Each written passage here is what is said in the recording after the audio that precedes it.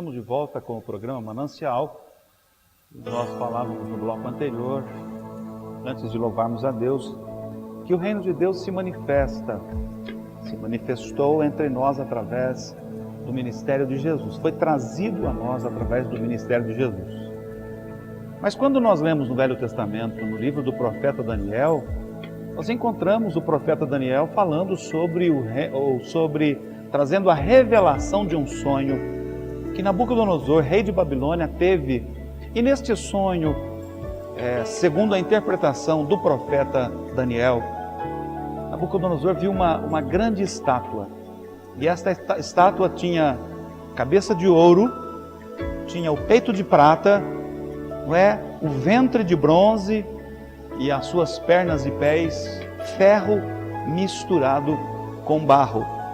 E segundo a revelação de Deus ao profeta Daniel, isso fazia referência a 4 reinos, a 4 períodos de tempos na história, reinos que governariam o mundo, que governariam a terra e os dias de então. E neste sonho, o rei Nabucodonosor, diz a Bíblia, ele via que uma pedra fora atirada em direção a esta estátua sem auxílio de mãos, uma grande pedra que bate na perna desta estátua e ela desmorona-se, ela cai por terra, ruindo. A pedra que esmaga a imagem representa o reino de Jesus Cristo, que suplantaria todos os reinos que existiram até então. Então, diz o texto da palavra de Deus, eu gostaria de ler aqui com todos os nossos telespectadores, veja, mas nos dias desses reis, Daniel, capítulo 2, verso 44, o Deus do céu levantará um reino que não será jamais destruído. E este reino não passará a outro povo, esmiuçará e consumirá todos esses reinos, mas ele mesmo subsistirá para todo o sempre. Então, a revelação que Daniel teve a respeito daquela estátua, daquela imagem, que ele teve as informações, porque foram sonhos, foi um sonho que o rei Nabucodonosor teve, ele trouxe a revelação a respeito, e que estes reinos haveriam de passar, e que estes reinos seriam sucedidos por esta grande pedra que representa o reino de nosso Senhor e Salvador Jesus Cristo. Centenas de anos após, ou séculos após, esta profecia e revelação do profeta Daniel surge ali nas terras da Palestina, na região da Galileia. João o Batista, como o último dos profetas, pregando uma mensagem que até certo ponto era uma mensagem dura, uma mensagem forte, dizendo: arrependei-vos porque é chegado o reino dos céus. Mateus capítulo 3 e o verso de número 2. João começou então a reunir discípulos após si.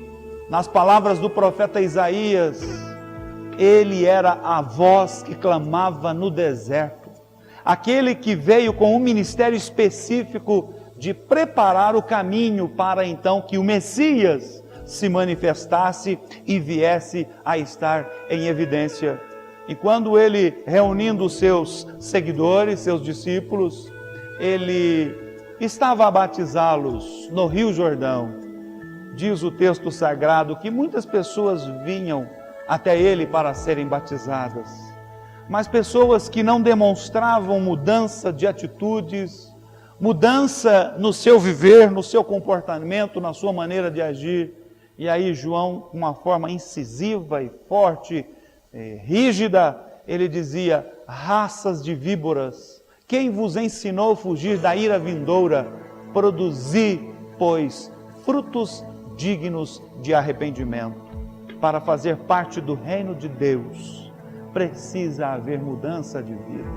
Para estar inserido na família de Deus, precisa haver transformação. Foi por isso que no bloco anterior falamos sobre o vaso nas mãos do oleiro, né? Naquela canção tão linda, como tu queres, Senhor, eu sou teu, tu és o oleiro e o vaso sou eu. Quebra e transforma, até que enfim tua vontade se cumpra em mim. Na verdade, para fazermos parte do reino de Deus, precisamos ter uma disposição sincera de mudança de atitude, de mudança de vida. Não é vivendo uma vida velha, uma vida antiga, que nós vamos fazer parte do reino de Deus. Precisamos permitir a ação do Espírito Santo transformar as nossas vidas, para que possamos então experimentar, ingressar no reino de Deus e vivenciar os benefícios, os privilégios e as bênçãos que são inerentes àqueles que fazem parte do reino de Deus.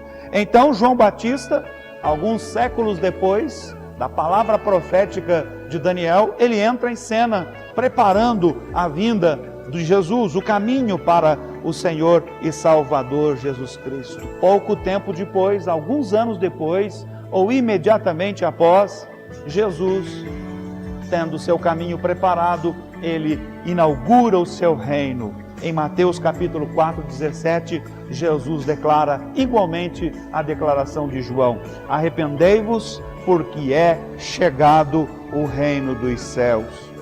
E aí, Jesus inicia o seu ministério. E ele começa a percorrer as cidades ali da Palestina, Nazaré, Galiléia, Cafarnaum, Betânia e assim por diante. Toda aquela região, Jesus visita e ele vai anunciando o evangelho do reino de Deus. Anunciando o evangelho do reino de Deus, inaugurando, estabelecendo, trazendo aos homens, trazendo a nós o reino de Deus.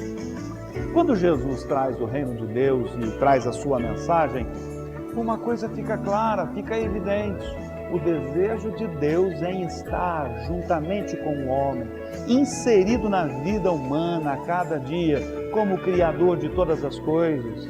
Se nos reportarmos lá no Velho Testamento, especialmente no livro de Gênesis, que é o livro dos começos, onde o autor deste livro, Moisés, ele narra como houve a criação de todas as coisas, como Deus criou o homem, como Deus formou todas as coisas. De forma singular, nós percebemos que Deus, quando vai criar o homem, ele diz assim: façamos o homem segundo a nossa imagem, conforme, segundo a nossa semelhança. Então Deus colocou o seu coração na criação do homem, trazendo o homem à sua semelhança, à sua imagem.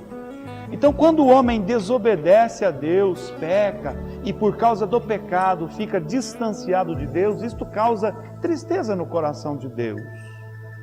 O prazer de Deus, a alegria de Deus é que vivamos uma vida de comunhão, vivamos uma vida verdadeiramente vivida na sua presença, desfrutando da paz que só Deus pode oferecer ao homem, desfrutando da comunhão que só Deus oferece ao homem, comunhão com Ele, comunhão entre irmãos, comunhão em família, comunhão uns com os outros. Só Deus nos possibilita esta realidade e só Deus pode fazer isso. Então, quando Deus toma a iniciativa em novamente trazer ao homem o reino, o seu reino, Deus estava interessado em que o homem ingressasse novamente na sua presença, fazendo parte da sua família espiritual. E aí o Senhor Jesus então vem, se manifesta, se entrega como o Cordeiro de Deus que tira o pecado do mundo, como o Cordeiro de Deus lá sendo crucificado, sendo morto na morte de cruz.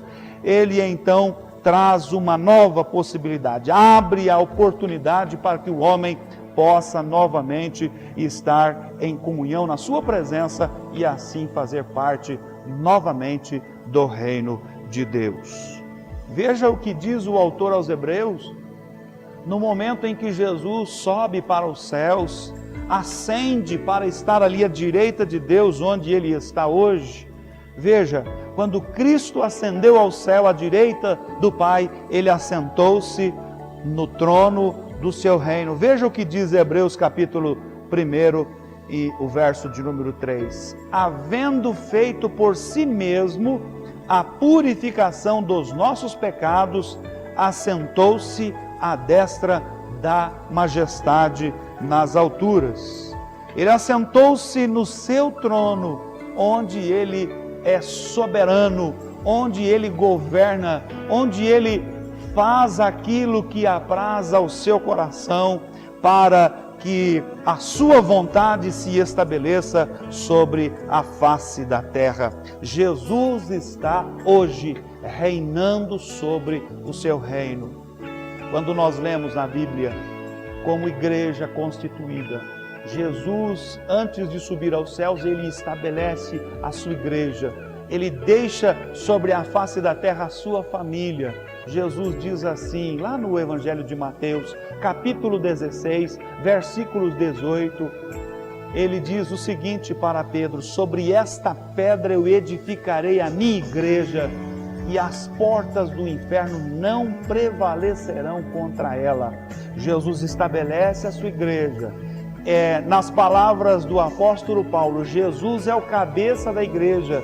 Ele hoje está à direita da majestade, está sentado no seu trono, de onde Ele rege a sua igreja como cabeça, como governante, como Senhor, como Rei, como Salvador. Ele tem todas as coisas no seu controle e Ele coordena a conduta da sua igreja e Ele cuida do seu povo e Ele manifesta o seu poder no meio do seu povo. A igreja primitiva e a igreja atual podem contar permanentemente com a ação de Deus, com a ação do Senhor, através dos seus mais variados ministérios, das suas mais variadas formas de manifestação, para que Ele venha confirmar a cada dia a sua presença como Supremo Senhor, conduzindo, guiando e orientando o seu povo amado. Jesus está assentado no seu trono, de onde governa o seu reino. Assim, nós queremos encerrar este bloco e na sequência estaremos de volta.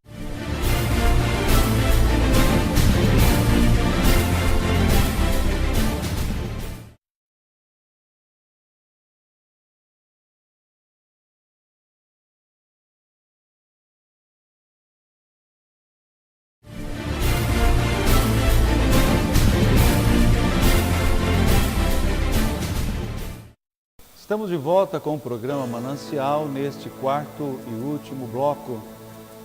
Hoje nós estamos gravando aqui no templo da Comunidade Evangélica Sião e nós estamos aqui na Rua Bahia 299, no coração do bairro Nova Rússia. O tema que hoje nós abordamos aqui no nosso programa é Projetos para um Novo Tempo. Todos nós somos estimulados e motivados a cada dia a corrermos atrás da realização, na realização de projetos. Somos motivados, isto nos traz motivação, isto nos deixa entusiasmados, tornar realidade, concretizar aquilo que sonhamos, que desejamos alcançar e conquistar para o nosso bem-estar físico.